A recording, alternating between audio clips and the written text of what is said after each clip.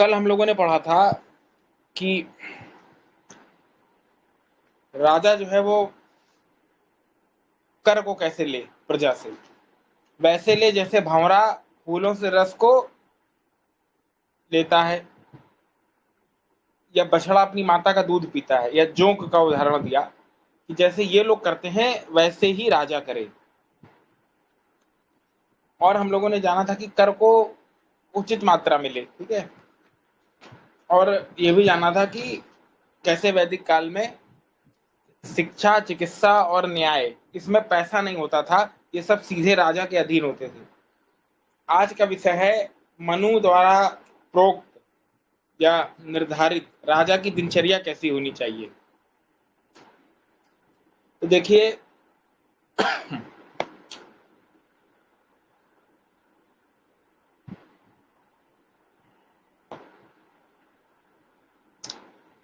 यहां पर देखिए ऊपर लिखा है काल विशेष, उसके बाद लिखा है काल की अवधि, दिन के कार्य। तो रात्रि का अंतिम प्रहर, रात्रि का अंतिम प्रहर क्या होता है? 3 से 6 बजे का समय, यानी सुबह 3 से और प्रातः 6 बजे तक का समय। जागरण, नित्य कार्य, सूर्योदय तक संध्या, अग्निहोत्र,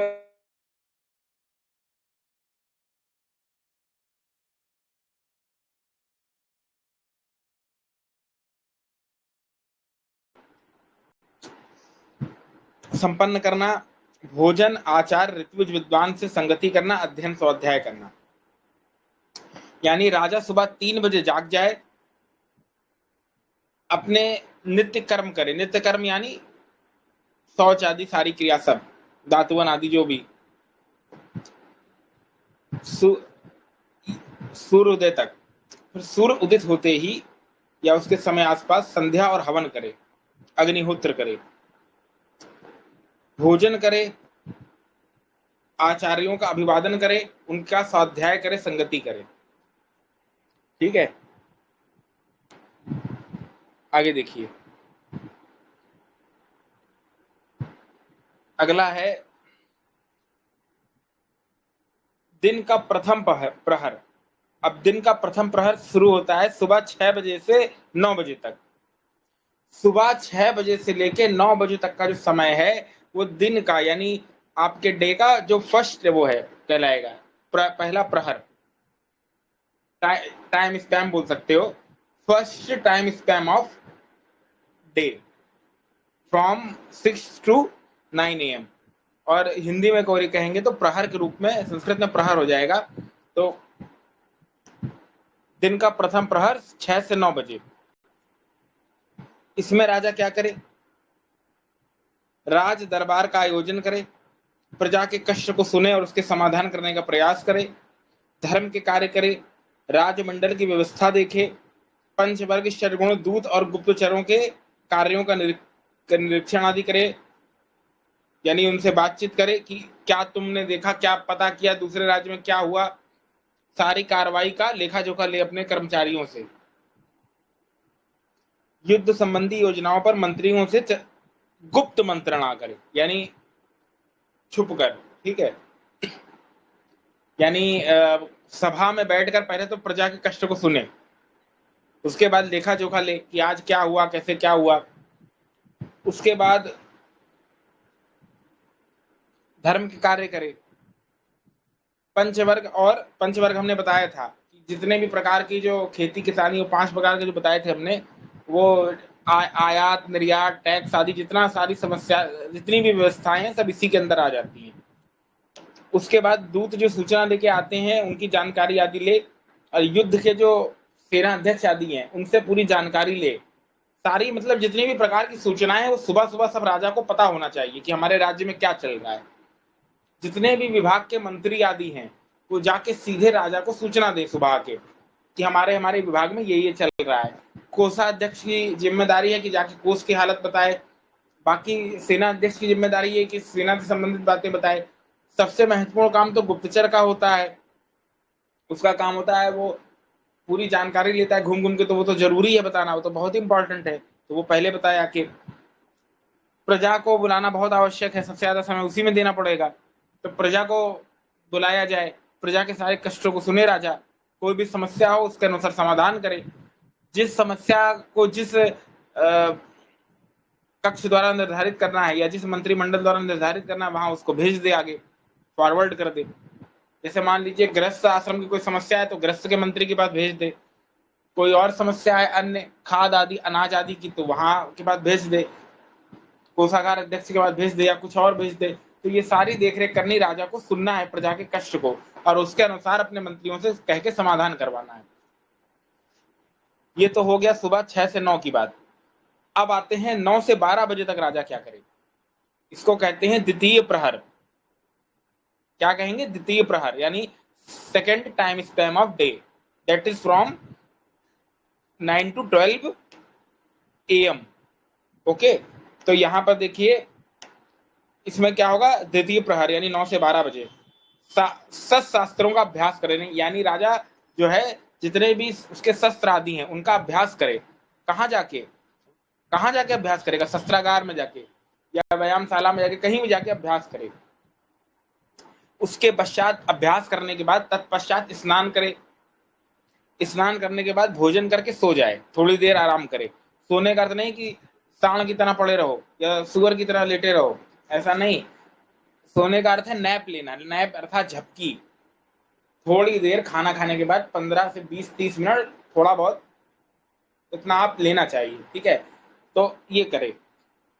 उसके बाद क्या करे राजा? तृतीय प्रहर यानी third life span of day, वो that is very from 12 to 3 PM, यानी 12 से 3 बजे दोपहर के समय। तृतीय प्रहर में राजा क्या करे? मुकदमे एवं राज्य संबंधी कार्यों का चिंतन करे। जो भी मुकदमे आदि चल रहे हैं लोगों के ऊपर या जो भी कार्य संबंधी है उनका चिंतन करे। किससे करे? मंत्री से या खुद करे। उसके बाद शुरू होता है चौथा प्रहर, फोर्थ। वो होता है 3 से 6 बजे के बीच, दोपहर के 3 से शाम के 6 बजे के बीच। इसमें राजा क्या करे? सेनाओं, शस्त्र शास्त्रों, युद्ध वाहन की तैयारियों का निरीक्षण करे। यानी अपना ये वाला जो समय है, ये आपके जो डिफेंस आपकी फोर्स है, जो रक्षा बल है उस पर लगाए। जाके निरीक्षण करे युद्ध क्षेत्र में, या जहां पर भी आपके सैनिक इकट्ठा होते हो, छावनी आदि, वहां जाए निरीक्षण करे, उनका हाल चाल पूछे, युद्ध संबंधी चीजों का जानकारी ले, देखे कि सारी व्यवस्थाएं हमारे राज्य में युद्धपोत सही है कि नहीं, शस्त्रागार में शस्त्र हैं कि नहीं, सारी चीजों का निरीक्षण करे और तैयारियों की जानकारी ले। कुछ कमी हो तो उसका समाधान करे, चाहे वो बुद्धि से, बल से, धन से, नीति से, जैसे चाहे। उसके पश्चात पांचवा प्रहर आता है। पांचवा प्रहर में क्या करे? पांचवा प्रहर, इसमें सबसे पहले तो पांचवा प्रहर आता है 6 से 9 बजे के बीच, यानी शाम के 6 से रात के 9 बजे तक। सबसे पहले तो इसमें क्या करे? संध्या करे, परम पिता परमात्मा का ध्यान करे। सुबह किया तो शाम को करे। संध्या कहते हैं मिलन को, जुड़ने को, संधि को। जब सूर्य अस्त होता है, सनसेट होता है, नहीं सुबह की बात करते हैं, जब सुबह सूर्य उगता है, सनराइज होता है, ठीक है, और रात खत्म होती है, तो उसके बीच का जो काल होता है उसको संध्या काल बोलते हैं। यानी जब सुबह सुबह रात्रि खत्म होती है बिल्कुल, और धीरे धीरे सूर्य का प्रकाश लालिमा दिखने लगती है आकाश में, इसको संध्या काल बोलते हैं। ऐसे समय में धीरे धीरे तारों की गति कम होती जाती है और सूर्य का प्रकाश चढ़ता जाता है। तो जो बीच का समय है, जब सूर्य जस्ट अराइज हो ही रहा होता है, तो that is called Sandhya period. तो इस संध्या पीरियड में संध्या उपासना सुबह करे, और शाम को कब करे? जब सन जो है सेट हो रहा हो, यानी डूब रहा हो, तो वो संध्या काल होती है। उस समय भी परमात्मा का ध्यान करे। ऐसा क्यों करे? क्योंकि ये जो समय होता है दिन और रात्रि के मिलन का, चाहे सुबह या शाम, दिन और रात्रि का मिलन दो बार होता है। एक सुबह होता है और एक शाम को होता है। इस समय जो पर्यावरण है, प्रकृति है, उसमें विशेष परिवर्तन आता है। इस समय का जो समय है, इसमें मंद मंद वायु चलती है, अच्छा समय माना जाता है। आप कभी छत पे जाके देखिए अपने घर के, 6 बजे के बाद जाइएगा, 6:30 6:20 तक, जब सूर्य हल्का हल्का अस्त होने वाला होता है उसके 20 मिनट पहले से हल्की हल्की मंद वायु चलने लगती है, उसके पहले भले ना चले, लेकिन सुबह आ जाएंगे तो उस समय भी यही होता है और वो माहौल भी अच्छा बनता है। इसलिए उस समय प्रकृति में विशेष छटा आती है, विशेष लालिमा आती है और ऐसे समय पे ध्यान करने से ज्यादा मन लगता है। इसलिए जो महात्मा ऋषि मुनि थे उन्होंने इन काल को चुना। तो ये संध्या काल का समय है, ठीक है। उसके बाद क्या करे, अब ये तो संध्या कितने समय करेगा, आधा घंटा, ज्यादा 1 घंटा। अब जो समय बचा 6 से 9 का समय बोला है 5वें प्रहर का, तो मान लीजिए 2 घंटा बचा या 2.5 घंटा बचा, उसमें गुप्तचर दूत आदि से समाचार सुने और अग्रिम कर्तव्य समझाए। यानी दूत का काम खाली सुबह का नहीं होता, शाम का भी है। अब दिन भर जो उसने राज्य का निरीक्षण किया वो भी आगे बताए राजा को और सारी जानकारी ले और उसका उनको उनका कार्य समझाए कि अब तुमको करना क्या है। ये हो गया, 9 बज गया। अब 9 बजे के बाद क्या करे राजा, तब ये देखिए 6वें प्रहर में क्या करे, सो जाए, रात्रि के 9 बजे सो जाए और रात्रि के 7वें प्रहर में सो जाए। यानी रात को 9 बजे से लेके सुबह 3 बजे तक वो सोए। तो कितने घंटे हुए, जोड़ो भाई, कितने घंटे सोया बताओ, कोई बता सकता है कितने घंटे सोया। सुबह रात के 9 से, और हाँ 6 घंटे सो लिया। 6 घंटे की नींद पर्याप्त है एक राजा के लिए। तो थोड़ा दिन में भी सोया था, 6.5 मान लीजिए, तो 6 साढ़े 6 घंटे की नींद है। जैसे 5 घंटे की नींद एक पर्याप्त होती है एक इंसान के लिए। बच्चों के लिए 8 घंटे की होती है, युवाओं के लिए, वयस्कों के लिए 6 घंटे 5 घंटे की नींद, लगभग 6 घंटे की नींद, 6.5 घंटे की नींद पर्याप्त होती है, इतना उनके लिए चलता है, ठीक है। आगे देखिए,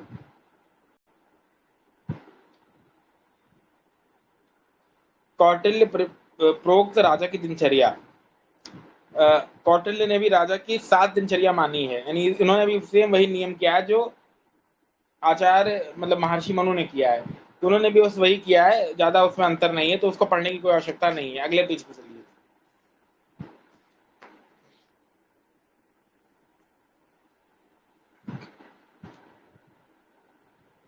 अगले पेज पे चलिए।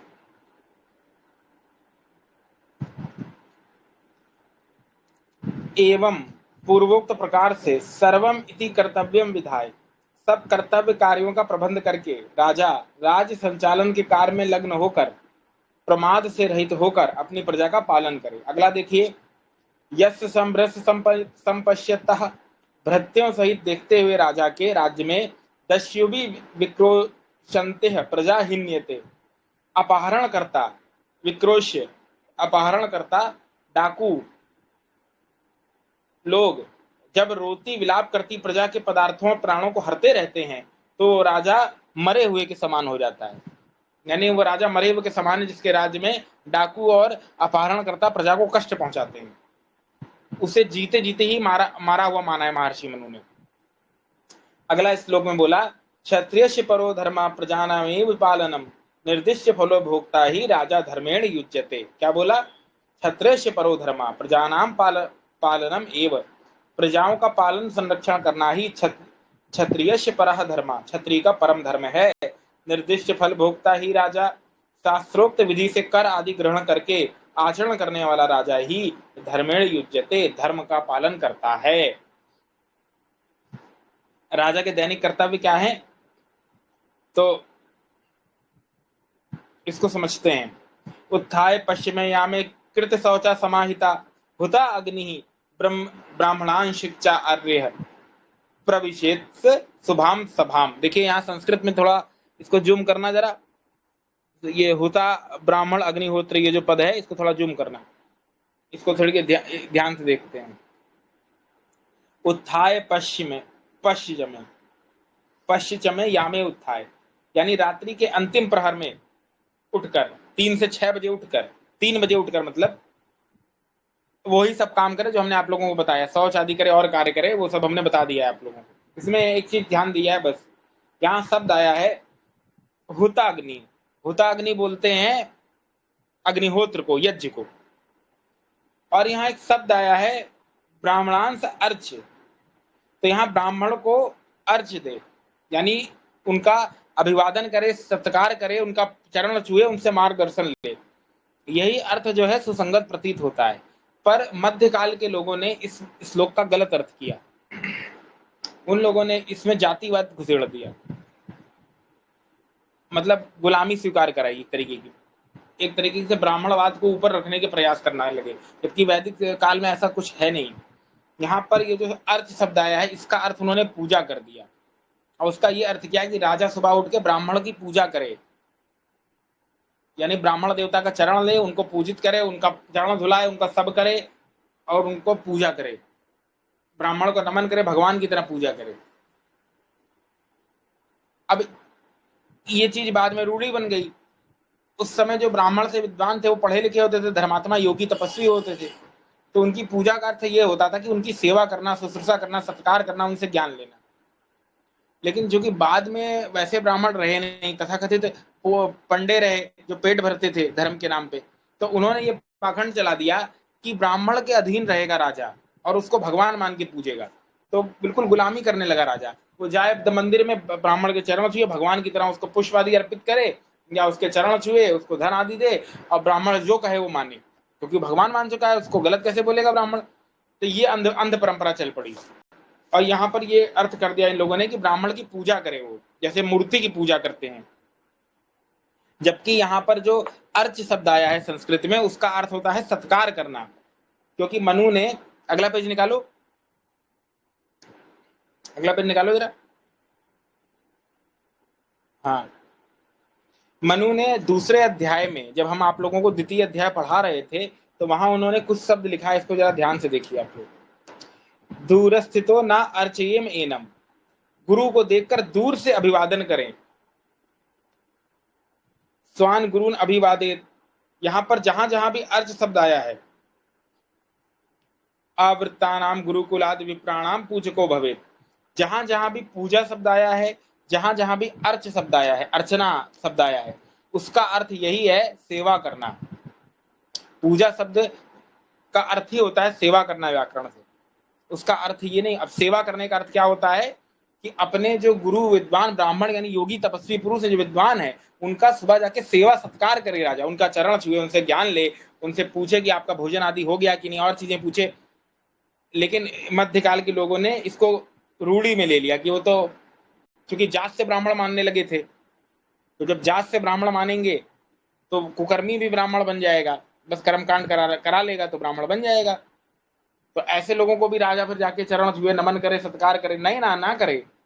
कुकर्मी जो है वो ब्राह्मण है, सेवा मात्र, वाणी मात्र से भी सत्कार को मना किया भगवान मनु ने। ऐसे लोगों को तो देश निकाला देना चाहिए, जो धर्म और देश का नाश करे।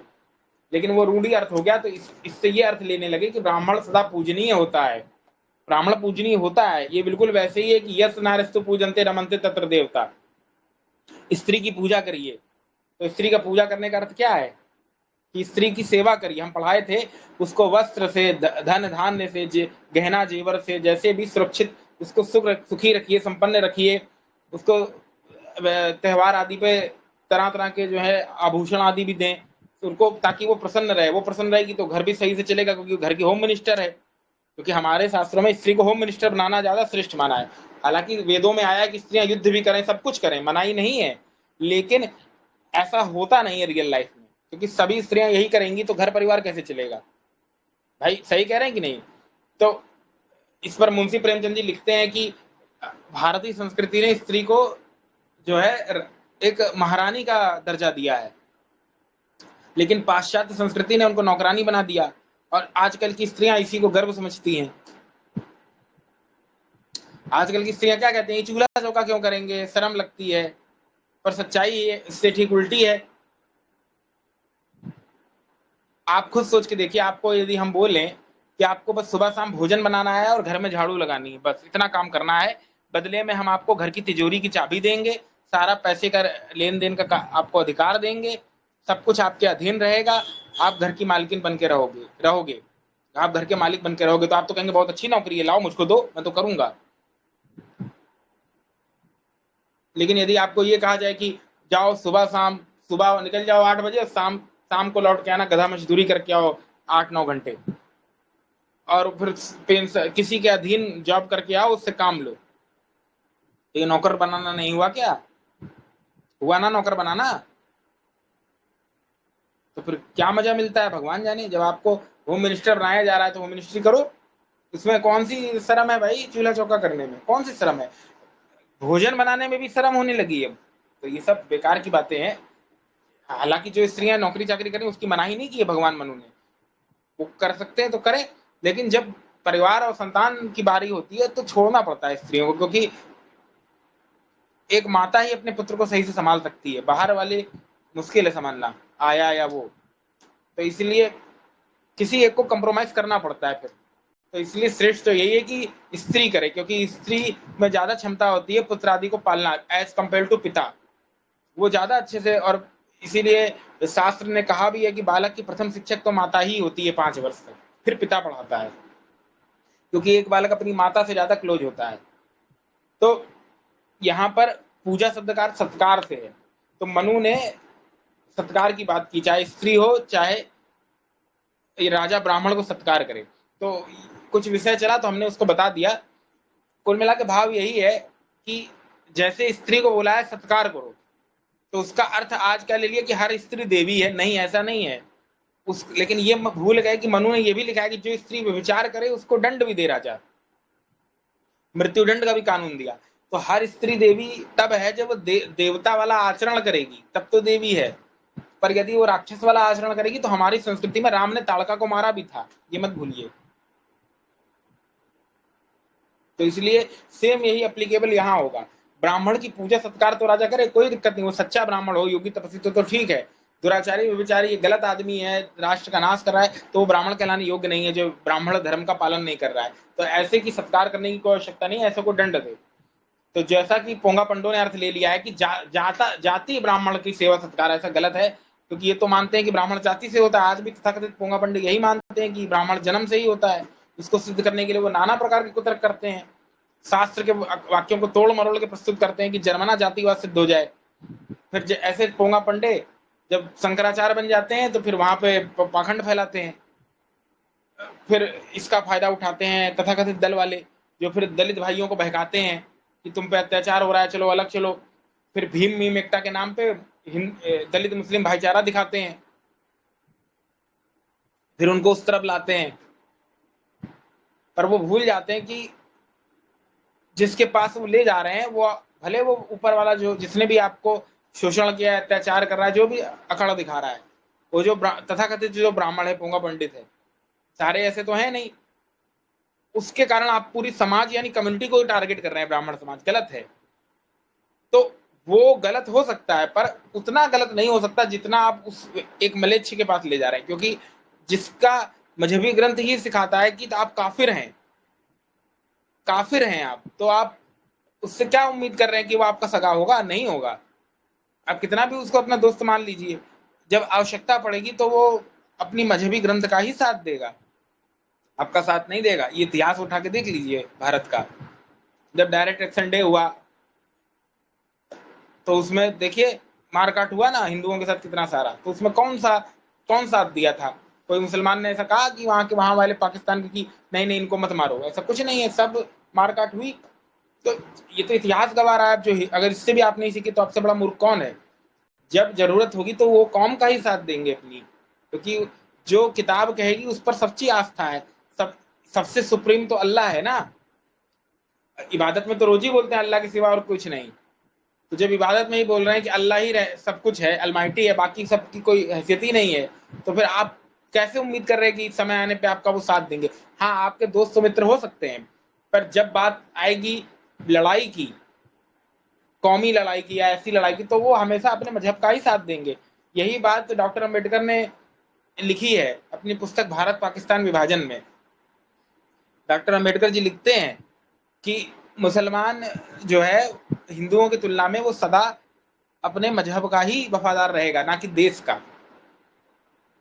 ऐसा हम नहीं कह रहे, डॉक्टर अम्बेडकर कह रहे हैं, तो हमारी गलती नहीं है कोई, हम पहले बता रहे हैं कि वो सदा अपने मजहब का ही ईमानदार रहेगा, वो देश पर उतनी आस्था नहीं उसकी रहेगी जितनी हिंदुओं की है। ये बात सत्य है। अब आप पैदा हुए घर में, अब जस्ट सपोज, मतलब इमेजिन करिए आप घर में पैदा हुए, आपके मम्मी ने बताया कि बेटा हमारे जो पीढ़ी है वो न्यूजीलैंड के नहीं, वो कोई भी देश बता दिया, रोमानिया या अरब या किसी भी देश के एक व्यक्ति जो पैदा हुए थे उनके वंशज हैं हम लोग, और उन्हीं का इतिहास आपको पढ़ाया गया। अब इमेजिन करिए रह रहे हैं भारत में, इतिहास पढ़ाया जा रहा है अरब में पैदा हुए व्यक्ति का, तो आपकी आस्था यहाँ की संस्कृति से रहेगी नहीं ना। यहाँ की संस्कृति से तभी आपकी आस्था रहेगी जब यहाँ के महापुरुषों को आप पढ़ेंगे। लेकिन बचपन से तो स्कूलों में भले आप पढ़ लें, पर बचपन से तो आपको यही बताया गया ना कि आपका जो रिलीजन है, आपकी जो आस्था है वो अरब में पैदा हुए व्यक्ति के प्रति है, पहले है। तो जब कोई देश की बात आएगी तो पहले आप उसी को रखेंगे, और जो देश की बात करते हैं तो फिर वो मजहबी कट्टरता से निकल चुके होते हैं, वो सच्चे मुसलमान हैं, उनकी बात अलग है। लेकिन फिर वो उतने कट्टरता से इस्लाम को फॉलो भी नहीं करते, वो सामान्य हो जाते हैं, सेकुलर टाइप, उनकी बात अलग है। लेकिन मैक्सिमम लोग तो यही मानते हैं ना कि हमारी जो सभ्यता है, संस्कृति है, वो अरब से जुड़ी है। तो जब आपके दिमाग में यही ठूस ठूस के बचपन से भरा जाएगा कि हमारी संस्कृति अरब से जुड़ी है, तो आपकी निष्ठा और आस्था हमेशा अरब से रहेगी पहले, ना कि इस देश के प्रति। क्योंकि इस देश के प्रति तब आपकी आस्था रहेगी क्योंकि खाली जमीन के टुकड़े को देश तो कहते नहीं है। उस देश की जो मूल संस्कृति है, जब तक उसको आप पढ़ेंगे नहीं, उस देश के प्रति आपकी श्रद्धा और आस्था बनेगी नहीं। तो कोई मुसलमान को बचपन से, या किसी तथाकथित लोगों को बचपन से ये तो बताया नहीं जाता कि आपकी संस्कृति राम से है, कृष्ण से है, हनुमान से है, शिवाजी से है, महाराणा प्रताप से है, ये महापुरुषों से तो बताया नहीं जाता। आपको पढ़ाया जाता कि आपकी संस्कृति बाबर से है, आप फलाने चिश्ती दरगाह के मजार में आप जाते हैं, उसकी संस्कृति देखिए फलाने मुगल बादशाह से जुड़ी है, उसकी फलाने अली से जुड़ी है, इसकी ढिमाके उससे जुड़ी है, इसकी इब्राहिम लोदी से फलाने जुड़ी है, ढिमाके जुड़ी है, इसकी फलाने खलीफा से जुड़ी है, इसकी ढिमाके उससे जुड़ी है, ये सब बताया जाता है। तो जब ये सब बताया जाएगा तो बच्चों में आस्था थोड़ी रहेगी इस देश के प्रति, क्योंकि उनकी आस्था उसी रहेगी। तब फिर वही बड़े होंगे, फिर वो गलत काम करेंगे तो लोग कहेंगे कि देखो नेता करा रहे हैं, ये हो रहा है, वो रहा है। ऐसा कुछ नहीं होता, एक दिन में कुछ नहीं होता है, समय पे परिवर्तन आता है धीरे धीरे। बचपन से जब उसके मन में यही भरा गया कि आपकी आस्था जो है अरब के प्रति है, वहां के पैदा हुए व्यक्तियों के प्रति है, आप जिन लोगों ने भारत पे हमला किया, यहाँ के लोगों को मारा, कूटा, लूटा, यहाँ के लोगों को पूरा उनका शोषण किया, माता बहनों का बलात्कार किया, ऐसे लोगों को हमारी सरकार छूट दे रखी है कि उनकी मजार पे जाके चादर चढ़ाओ। तो इस देश में रहकर, इस देश की जो मूल निवासी हैं, जो कि सनातनी है, सनातनी हिंदू हैं, उन लोगों को जिन्होंने मारा, काटा, लूटा, उनकी मजार को पूजने की परमिशन हमारी सरकारें दे रही हैं और हमारे बोर्ड आदि देते हैं।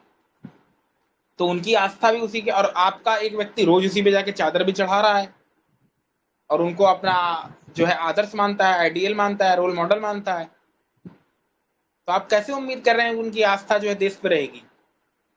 और अगर आप अभी भी कर रहे हैं तो आपसे बड़ा मूर्ख नहीं है इस दुनिया में कोई। और उनसे भी बड़े जाहिल, अनपढ़, गंवार वो लोग हैं जो हिंदू होते हुए भी ऐसी मजारों पे जाके अपना सर पटकते हैं। क्योंकि एक मनुष्य उसको कहते हैं जो तार्किक हो। एक पशु को भी पता है कि मुझे क्या करना चाहिए, एक गधे को भी पता है कि मुझे मांस खाना है कि घास खाना है। पर हिंदू रूपी दो पैर का गधा, हिंदू रूपी दो पैर का गधा, उसको इतना पता नहीं है कि मुझे क्या करना है। तो ये जो समस्या है ये बहुत बड़ी है। तो इसलिए इनको सुधार की आवश्यकता है। इसलिए यहाँ पर ये राष्ट्र की बात चली तो हमने थोड़ा बता दिया कि जो आस्था है उधर ही रहेगी। तो इसलिए जो विषय था उस पर वापस आते हैं, ज्यादा इस बारे में चर्चा नहीं करेंगे। हमने जो बताना था आप समझ गए होंगे हम क्या बताना चाह रहे हैं। तो इसलिए राजा इन सब चीजों का भी ख्याल रखे। और भारत की जो संस्कृति है वो वैदिक संस्कृति ही है। तो इस देश का जो एक कहना चाहिए धर्म होना चाहिए, एक वो सनातन धर्म ही होना चाहिए, उसको सुप्रीम होना चाहिए, बाकी अन्य मत मजहबों को उसके अधीन होना चाहिए। हर मुस्लिम ईसाई को ये कंपलसरी होना चाहिए कि वो सनातन धर्म को मानना पड़ेगा, उसको पढ़ाई करनी पड़ेगी, उसके सिलेबस में गीता, रामायण, महाभारत लगी होनी चाहिए, वेद लगे होने चाहिए, उसको पढ़ना कंपलसरी होना चाहिए। जैसे आप चले जाइए इंग्लैंड में या अन्य देशों में, तो आप भले दूसरे देश के हो या दूसरे रिलीजन के हो, लेकिन वहाँ के जो रिलीजन की बुक्स हैं या जो महापुरुष हैं उनके बारे में थोड़ा थोड़ा आपको जानना पड़ेगा वहाँ पे, क्योंकि वहाँ के जो कल्चर है वो जुड़ी है बाइबल से, तो उनके इतिहास को भी आपको पढ़ाया जाएगा, आपको पढ़ना पड़ेगा। समझ रहे हैं हम क्या कहना चाह रहे हैं? आप चले जाइए थाईलैंड में या अन्य देशों में, तो जापान जो बौद्ध कंट्रीज है तो वहां पर उनका इतिहास थोड़ा जानना पड़ेगा। यहूदी कंट्रीज में चले जाइए तो वहां पर जो यहूदी कल्चर है उसके बारे में पूरा बताया जाएगा, भले आप दूसरे रिलीजन के हों। तो कोई देश या राष्ट्र की संस्कृति आपको पढ़नी पड़ेगी, तो वैसे ही भारत की भी संस्कृति आपको पढ़नी पड़ेगी। आप होंगे दूसरे उसके मत के, पर आपको यहाँ के महापुरुषों को पढ़ना पड़ेगा, आपकी मजबूरी होनी चाहिए। ये अलाउ कंपलसरी करना चाहिए हर बच्चे को कि आपको पढ़ना पड़ेगा यहाँ के इतिहास को, और जो सत्य है उसको सत्य पढ़ाना पड़ेगा, बुरा लगे चाहे अच्छा लगे। तब तो भारत और राष्ट्र बचेगा, नहीं तो ये देश खत्म होने पे वैसे भी खड़ा हो चुका है और कुछ बचा नहीं है, बहुत जल्द सब कटता जा रहा है। और वैसे भी आपके अंदर ही दुनिया भर के विद्रोह हो रहे हैं। अभी आपकी सरकार खाली नाम बदलने को कहती है, औरंगजेब के नाम पे ये रख देंगे तो लोग कैंडल मार्च निकाल के बवाल कर देते हैं। फिलिस्तीन में इजराइल का जो हमला हो रहा है उसके समर्थन में यहाँ के तथाकथित लोग, फलानी यूनिवर्सिटी से हम नाम नहीं लेंगे, हजारों की संख्या में कैंडल मार्च निकाल के शोभा यात्रा निकालते हैं गर्व से, और बैनर लेके घूमते हैं। और जब भारत में 26/11 जैसे हमले होते हैं, पार्लियामेंट अटैक होता है, तब कोई भी तथाकथित उलेमा या तथाकथित मजहबी संगठन कभी यात्रा नहीं निकालता है, कभी परेड नहीं निकालता सड़क पे, कभी नहीं कहता कि वो गलत थे, कभी नहीं कहता। यहाँ तक कि आतंकवादी मरते हैं, जब पार्लियामेंट अटैक हुआ वहां आतंकवादी मरा, तो उसकी जनाजे में बड़े बड़े भारतीय उलेमा संघ के मौलाना शामिल हुए उसको श्रद्धांजलि देने के लिए। तो ये नमक हरामी नहीं है, देश से गद्दारी है कि नहीं? और ऐसी सरकारें थी उस समय की जो अलाउ की। एक आतंकवादी के जनाजे पे लोग जा रहे हैं, वो देशभक्त होंगे कि गद्दार होंगे? तो ये बहुत समस्या की चिंता का विषय है भारत देश के लिए। अब लोग इसको समझते नहीं है, वही लोग समझ सकते हैं जो शास्त्र पढ़ रहे हैं गहराई से। तो इसलिए राजा क्या करे कि सदा विद्वानों का सत्कार करे। और विद्वान क्या करे? तो विद्वान का ये दायित्व है कि राजा का मार्गदर्शन करे, जैसे चाणक्य ने चंद्रगुप्त का किया। जो शत्रु है उनको समूल नाश कर दो, और जो भारत की मूल संस्कृति है उसको बढ़ावा दो। यही चंद्रगुप्त ने किया, यज्ञ को बढ़ावा दिया, वेद को बढ़ावा दिया, वैदिक कल्चर को बढ़ावा दिया। यही विक्रमादित्य ने किया, वैदिक संस्कृति को बढ़ावा दिया। यही भगवान राम ने किया, यही श्री कृष्ण ने किया, यही राजा भोज ने किया, यही शिवाजी महाराज ने किया। लेकिन आज ऐसा कहाँ हो रहा है? आज तो वैदिक संस्कृति को बढ़ावा दिया नहीं जा रहा है, सर्वधर्म बड़ा पाव पढ़ाया जा रहा है, हर चीज बच्चे पढ़ेंगे। आगे देखिए,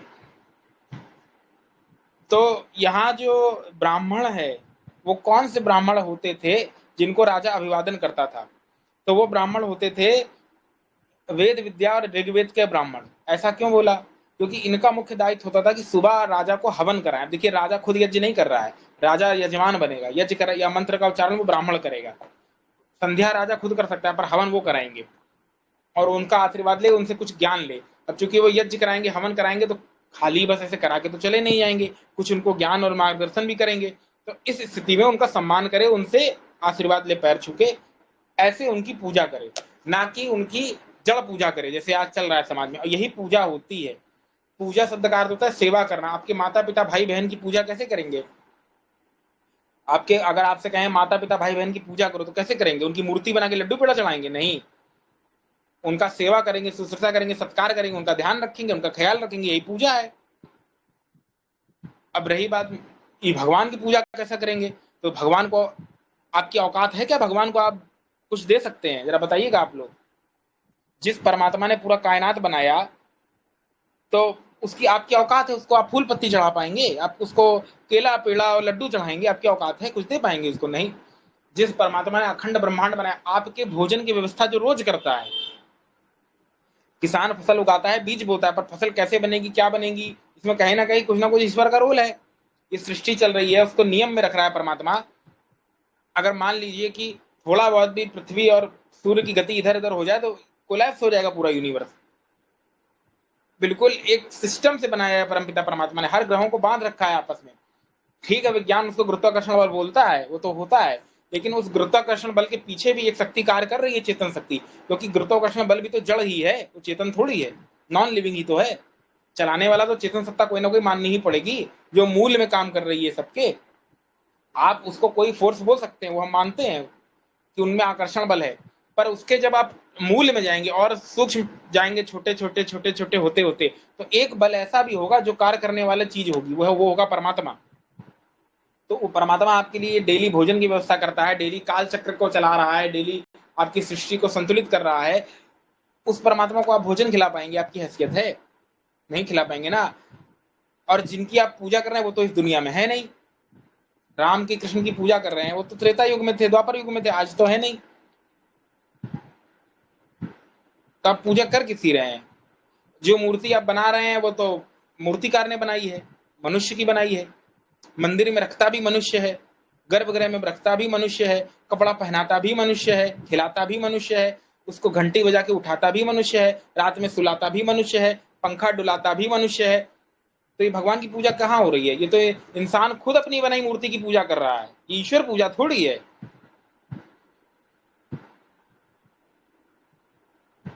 इसीलिए ये अंधविश्वास और पाखंड है। मूर्ति पूजा ईश्वर पूजा तो है नहीं। ये तो आप पूजा जिनकी कर रहे हैं भगवान राम कृष्ण की, तो उनकी पूजा करने का अर्थ क्या था?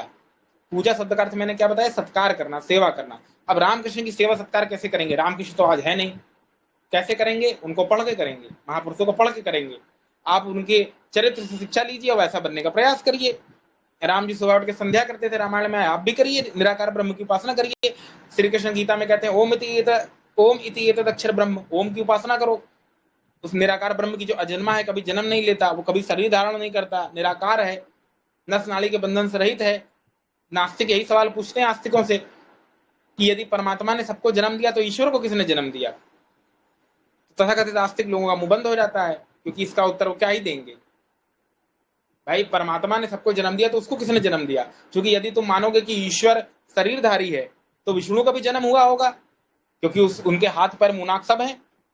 कृष्ण का भी जन्म हुआ, राम जी का भी जन्म हुआ। शिव भी तो शरीरधारी है, तो वो शरीरधारी जो है, हाड़ मांस जिसका है, वो कैसे पैदा हो सकता है? मतलब वो अजन्मा तो हो नहीं सकता, जन्म तो लिया होगा, मानना पड़ेगा। अच्छा ये बताइए, क्या ईश्वर शादी करता है? शिव जी की शादी हुई, बच्चा हुआ, विष्णु की पत्नी है, इंद्र की पत्नी है, क्या ये, तो फिर क्या ईश्वर शादी ब्याह भी करता है क्या? वो मंडप भी सजाता है, बारात लेके भी जाता है, ये तो पूरा मानवीय कल्चर है। इससे सिद्ध होता है कि ये लोग परमात्मा नहीं है, ये देवता हैं। ये महान पुरुष थे, दिव्य आत्माएं थी जो इतिहास में हुई हैं, सतयुग में, त्रेता युग में, आदि आदि। परमात्मा कोई अलग ही चीज है। आप लोगों ने शिव की मूर्ति देखी होगी, तो शिव जी की मूर्ति को ध्यान में दिखाया जाता है कि वो ध्यान लगा रहे हैं। तो शिव जी ध्यान कर रहे हैं, मेडिटेशन कर रहे हैं शिव जी। तो किसका मेडिटेशन कर रहे हैं? बताइए, सब लोग नीचे लिखिए, शिव जी किसका ध्यान कर रहे हैं? शिव जी किसका ध्यान कर रहे हैं?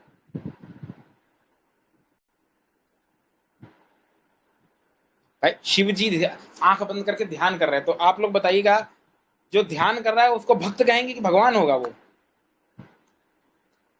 जो ध्यान कर रहा है किसी का, तो वो परमात्मा नहीं हो सकता ना, बिल्कुल वो परमात्मा नहीं है। तो परमात्मा कौन है? तो वेद ने बोला ओम खम ब्रह्म, उपनिषद ने बोला सर्वे नहीं, उपनिषद ने बोला ओम इति एतद अक्षर ब्रह्म, गीता में श्री कृष्ण ने बोला ओम इति एकाक्षर ब्रह्म, महाभारत में शिव ने बोला ओम की उपासना करो। जो कैसा है? तो जो निराकार है, अपाणिपादौ, जिसकी ना पैर है, ना हाथ है, ना उसका शरीर है, जो नस नाली के बंधन से रहित है, जिसके अंदर अखंड ब्रह्मांड समाया है। अब अगर परमात्मा शरीरधारी होता तो पूरे ब्रह्मांड को कैसे समाता? वो तो खुद ही एक सीमा में बच जाता। वो कैसा है? तो वो सर्वज्ञ है, सर्वव्यापक है, निराकार है। इसीलिए वो परब्रह्म परमेश्वर है, जो अजन्मा है। वेद क्या कहता है? क्या कहता है? कि परमात्मा अजन्मा है। यजुर्वेद 40:8, स प्रयगा अछुक्रम अकायम अस्नाविरम, यानी वो परमात्मा कैसा है? अजन्मा है, अछुक्र है, एक छिद्र भी उसमें नहीं है, अकायम है, काया रहित है, अजन्मा है, नस नाड़ी के बंधन में नहीं आता, अतः वो कभी अवतार धारण नहीं करता है। फिर सवाल उठता है कि कृष्ण ने गीता में ये क्यों बोला, यदा इदाई धर्मस्य ग्लानिर्भवति भारत अभ्युत्थानम अधर्मस्य? तो वो इसलिए बोला क्योंकि कृष्ण ये कहना चाहते थे कि मेरा भाव ये है कि जब भी मैं इस देश में जन्म लूं तो इस राष्ट्र धर्म की रक्षा कर सकूं। ये भाव था उनका, ना कि ये है कि मैं ईश्वर होके आता हूं, क्योंकि यदि वो ईश्वर है तो उसी गीता में ये नहीं बोलते ओम इति एक अक्षर ब्रह्म। ठीक है, तो यहाँ पर जो पूजा शब्द का अर्थ आया है, तो पूजा किसकी करेंगे? परमात्मा की पूजा हो सकती है? नहीं। पूजा शब्द का होता है सत्कार। तो रामकृष्ण की पूजा ऐसे होगी कि उनके चरित्र से शिक्षा लेना, उनको पढ़िए, उनके जैसा आचरण करने का प्रयास करिए, यही उनकी पूजा है। महापुरुषों की पूजा यही ऐसे ही होती है, शिवाजी महाराणा प्रताप इनकी पूजा ऐसे ही होगी। रही बात परमात्मा की पूजा कैसे करेंगे, तो परमात्मा पूजा का चीज ही नहीं है, परमात्मा उपासना का क्षेत्र है। परमात्मा चूंकि पूजा उसकी करेंगे, सत्कार कैसे करेंगे? आप ईश्वर का क्या सत्कार करेंगे? आप उसको किस चीज से सत्कारित करेंगे? मनुष्य को तो आप सत्कारित कर सकते हैं वस्त्र से, आभूषण से, अन्य चीजों से। अब परमात्मा को कैसे सत्कारित करोगे? तो उसको सत्कारित नहीं कर सकते आप, क्योंकि आपकी इतनी औकात नहीं कि उसको आप सत्कारित कर सकें, क्योंकि आप उससे, आपसे सुप्रीम चीज है वो। उसने आपको सब कुछ दिया, ना कि आप उसको कुछ दे सकते हैं। हाँ, तो फिर उसको उसकी उपासना करनी चाहिए। तो उसके लिए संध्या बोली है। उपासना का अर्थ होता है उप और आसन।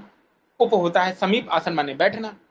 तो गीता में क्या कहा श्री कृष्ण महाराज ने कि ईश्वर कहाँ रहता है? सर्व प्राणियों की क्या हृदय तिष्ठन्ति, हृदय में बैठता है। तो परमात्मा सबके हृदय में रहता है, निराकार है तो सबके हृदय में भी है। तो उसका तरीका क्या है? तो भगवान पतंजलि ने क्या बोला?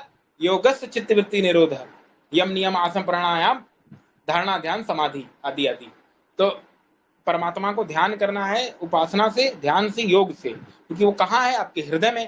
भाई ईश्वर कोई दुकान पे तो मिलता नहीं है कि मंदिर मस्जिद गुरुद्वारा गिरजाघर में ईश्वर मिलेगा, ढूंढने जाएंगे लोग।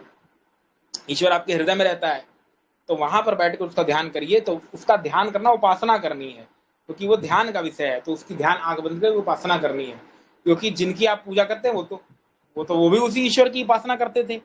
इसलिए उनसे शिक्षा लेकर उसकी उपासना करिए, ना कि उन्हीं महापुरुषों के चित्र पर लड्डू पेड़ा चढ़ाते रहिए जो उसी ब्रह्म की उपासना करते थे। ये करके आप उन महापुरुषों का अपमान ही कर रहे हैं।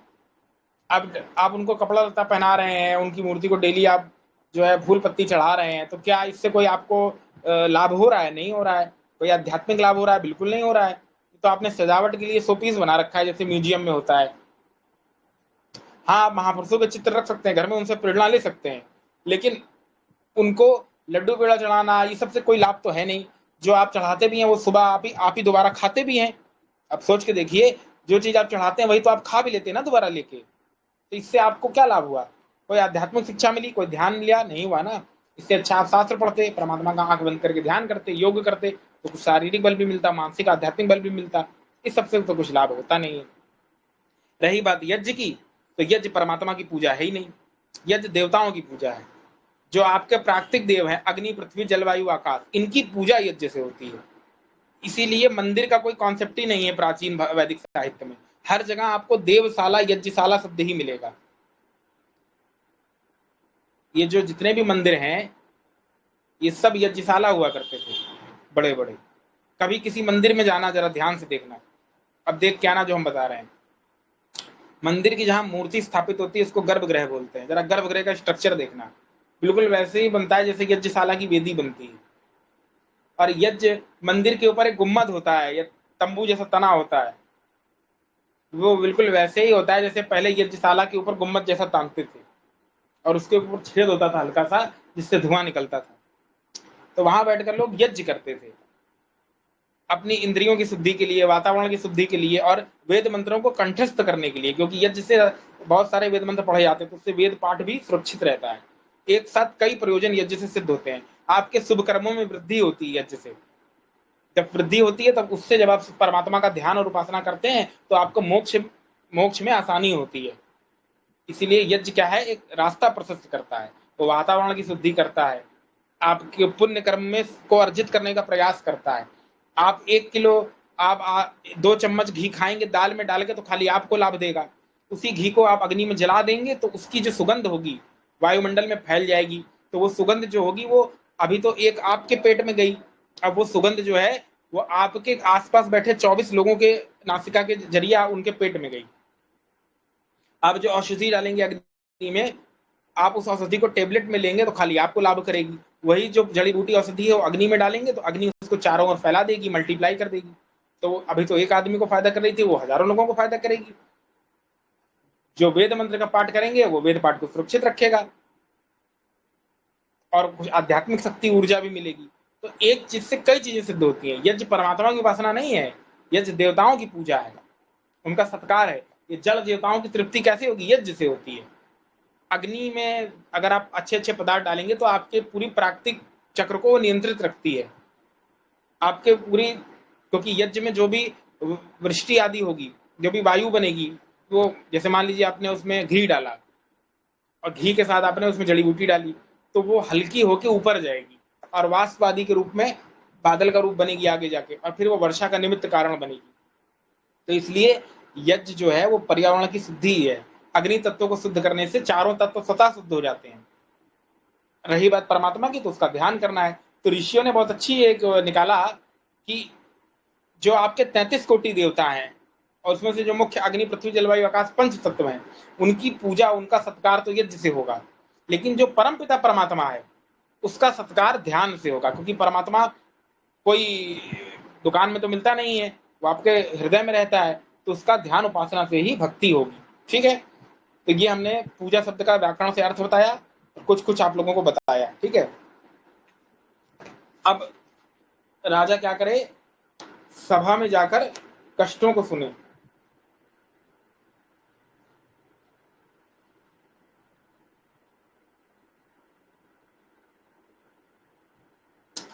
एक, ठीक है, तो राजा क्या करे? सभा में जाके कष्टों को सुने। अब कैसे सुने? तो ये देखिए, बैठ कर या खड़े होकर प्रजा की समस्याओं को सुने। अगला देखिए, गिरिपृष्ठ समारोह प्रसादम च रोहगात अरण्य निशलाके व मंत्रिदे विभावितः।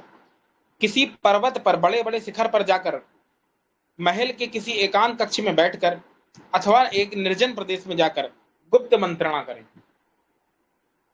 यानी अगर अपने मंत्रियों से चर्चा करनी है विशेष, तो पहली बात तो आप राज दरबार में नहीं कर सकते, कोई एक सीक्रेट रूम होना चाहिए, गुप्त कक्ष, जहां बैठकर आप चर्चा करें, और वो हो सके तो तहखाने रूप में बनाए, या चारों ओर से बंद रखें, कुछ ऐसा हो थोड़ा बहुत उसमें श्वास हो, ताकि कोई सुन ना सके, अंदर की आवाज बाहर ना जा सके, ऐसे कोई गुप्त कक्ष होते थे पहले। या क्या करे, किसी जंगल के बीचों बीच या किसी पर्वत शिखर पर गुप्त गुफा आदि में ये काम करे, कक्ष आदि बना के। जैसे संभाजी महाराज अपने औरंगजेब पे चढ़ाई करने के लिए एक गुप्त मंत्रणा कर रहे थे मंत्रियों के साथ, कहां? पर्वत शिखर में कहीं गुफा के अंदर। लेकिन पता नहीं कनौजी गणोजी ने कहां से बता दिया, वहीं जाके पकड़ लिए सैनिक, गद्दारी कर गए। तो आगे देखिए आया है, अगला श्लोक निकालो जरा, अगला पेज पे, कि इतनी गोपनीय रखें कि उसको कोई जान ना सके। आचार्य कौटिल्य ने तो ये तक लिख दिया कि वहां पर पशु पक्षी भी प्रवेश ना कर सके, ऐसे स्थान पे मीटिंग करें, यानी बहुत ही गुप्त जगह हो वो। तो ये बातें हैं। अब हम कल जानेंगे धर्म अर्थ काम की चिंता राजा कैसे करे। आज के लिए इतना ही। किसी का कोई प्रश्न है तो पूछ सकता है, जो आज हमने पढ़ाया।